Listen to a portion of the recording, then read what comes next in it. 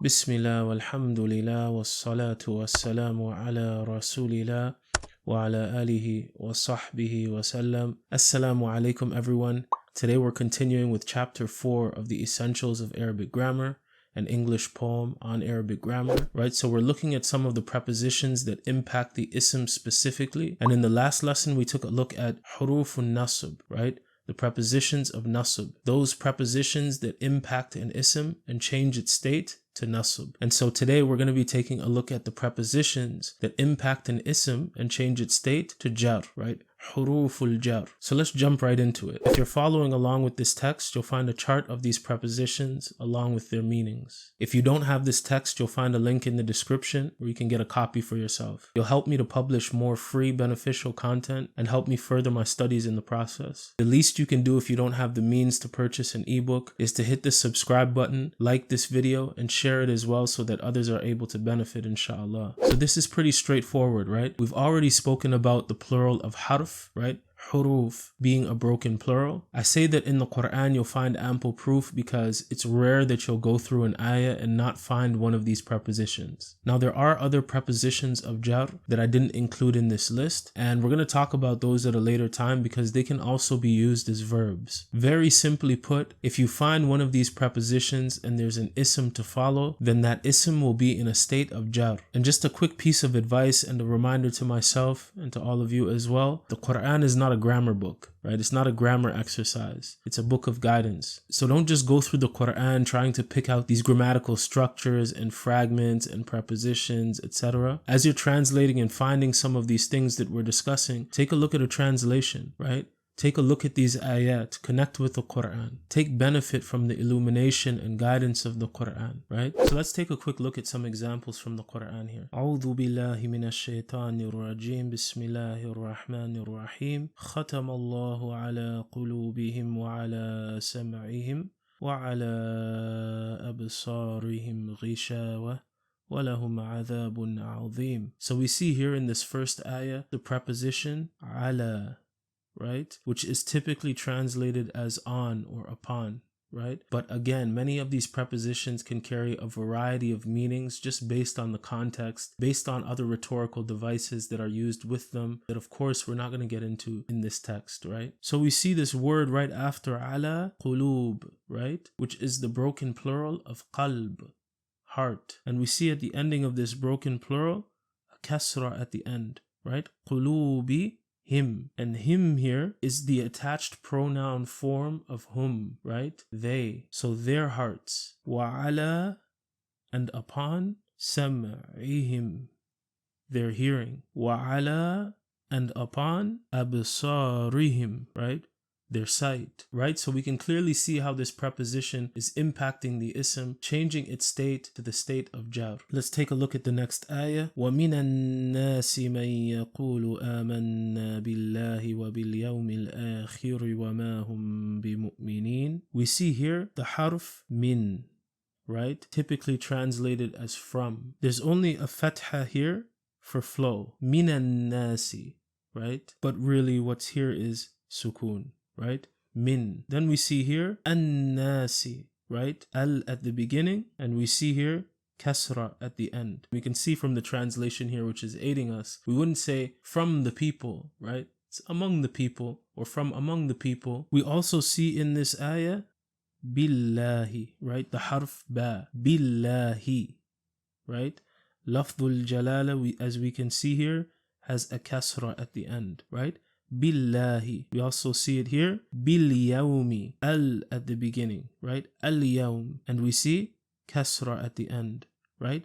Bil yawmi. And the harf ba is often translated as with or sometimes in, right? We can also see a kasra on al akhir, right? Al yawm al akhir. They're connected, and we're going to take a look at this type of fragment in the next section, but this is why they both have kasra at the end. The last day. And we see here bimu'minin, right? Bimu'minina. So this is a sound masculine plural like muslimina. So mu'minina can either be in the state of nasb or jar. And of course, in this case, we know that it's in the state of jar because there is a harf of jar before it, right? So we see this combination of letters at the ending here. وَإِذَا قِيلَ لَهُمْ لَا تُفْسِدُوا فِي الْأَرْضِ قَالُوا إِنَّمَا نَحْنُ مُصْلِحُونَ. So just on a side note here, we see this lam with a pronoun attached to it, right? This is not the lam of tawqid. This is not the lam of emphasis, right? In the last lesson, we learned about the lam of emphasis that only occurs with the harf inna. This lam here is often translated as for, or in this case, as we can see, to, right? It's also used in the form of ownership to say they have something or he has something. And we'll take a look at this as we're translating, inshallah, just to clarify this so there's no confusion, right? And also as a slight revision, you could say, just to kind of recall what we've learned in the last lesson, inshallah. So we see here,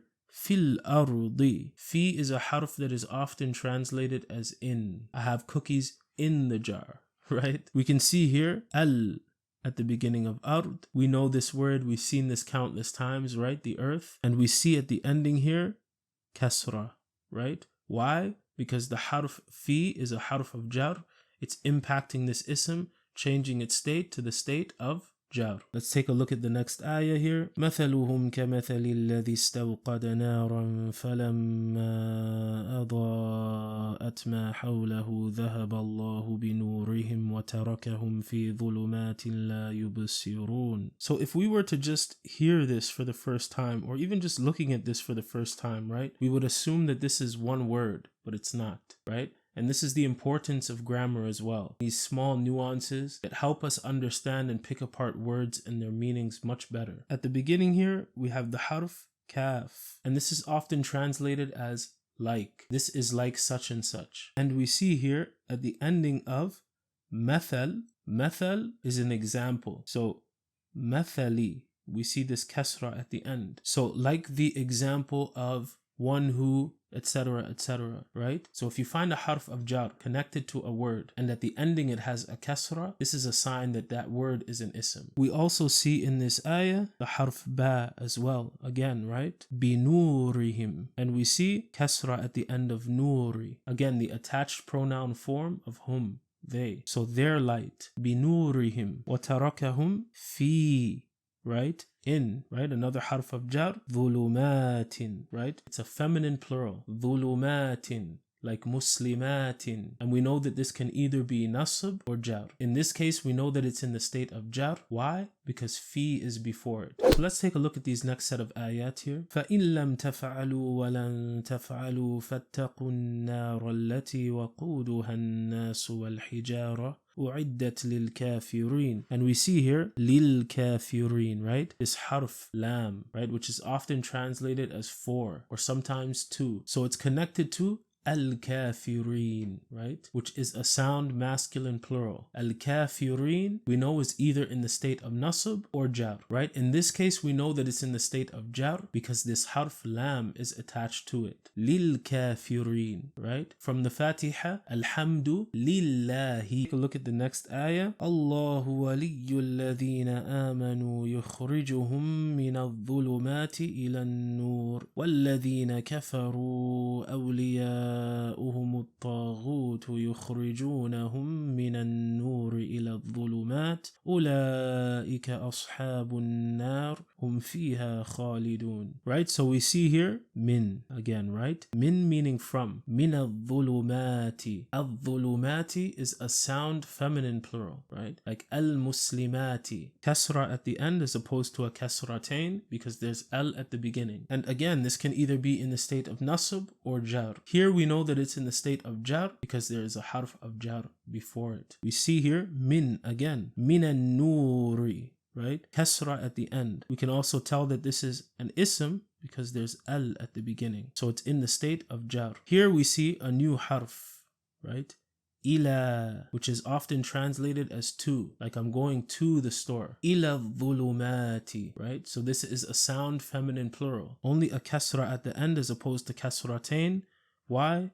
There's al at the beginning. Again, this can also either be in the state of nasb or jar. Here we know that it's in the state of jar because there is a harf of jar before it. Again, we're going to get into pronouns, right, very shortly. But here we see the harf fi right? Connected to a pronoun. We said that pronouns, whenever they're attached to any word, they're either in the state of nasb or jar. Here, it's in the state of jar. Why? Because it's connected to a harf of jar. Let's take a look at these last couple of ayat. وَهُوَ الَّذِي يَقْبَلُ التَّوْبَةَ عَنْ عِبَادِهِ وَيَعْفُو عَنِ السَّيِّئَاتِ وَيَعْلَمُ مَا تَفْعَلُونَ. And in this ayah, we see عن, right? The harf an, often translated as from or about. Again, depending on the context of the situation. Here we see it's translated as from, right? But we see here an ibadihi. At the ending here, this he is a form of the attached pronoun for huwa, meaning he. And we see here ibadi,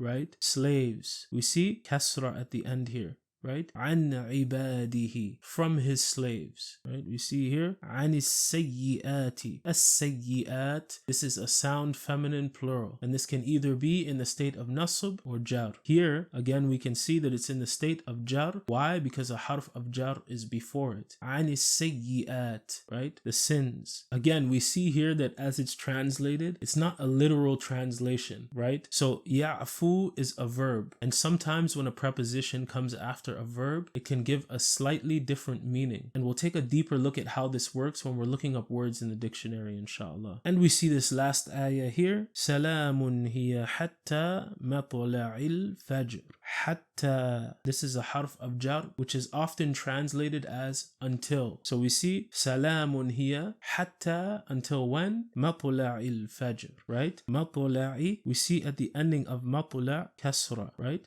Hatta matla'il fajr. So with that, we complete this lesson on حروف الجر, right? The prepositions of jar. We'll be continuing with chapter 4, taking a look at the adjective next, which is a very commonly used fragment that plays a key role in many verses of the Quran. If you have any questions, any suggestions, any feedback, drop a comment, inshallah, and stay tuned for the next video. وصلى الله على سيدنا محمد وعلى آله وصحبه وسلم. سبحانك اللهم وبحمدك أشهد أن لا إله إلا أنت أستغفرك وأتوب إليك. السلام عليكم.